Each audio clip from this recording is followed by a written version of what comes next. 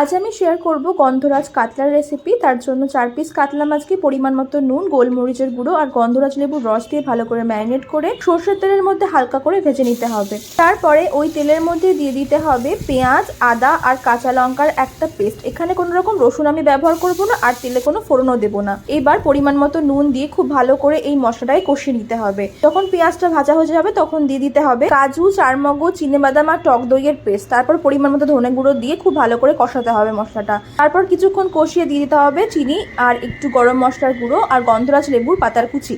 তারপরে ঢাকা চাপা দিয়ে মশলাটায় কষিয়ে নিতে হবে। যখন মশলা থেকে তেলটা বেরিয়ে আসবে তখন পরিমাণ মতো গরম জল আর চেরা কাঁচা লঙ্কা দিয়ে কিছুক্ষণ ফুটিয়ে নিতে হবে। তারপরে ভেজে রাখা মাছগুলো দিয়ে লো ফ্লেমে কিছুক্ষণ কুক করে নিতে হবে। মিনিট 10 পরে ঢাকা খুলে গ্যাসের ফ্লেমটা অফ করে দিয়ে দিতে হবে গন্ধরাজ লেবুর রস, গন্ধরাজ লেবুর জেস্ট আর কিছু স্লাইস করে রাখা গন্ধরাজ লেবু। মিনিট 5 ঢাকা চাপা দিয়ে স্ট্যান্ডিং পয়েন্টে রাখলে তৈরি গন্ধরাজ।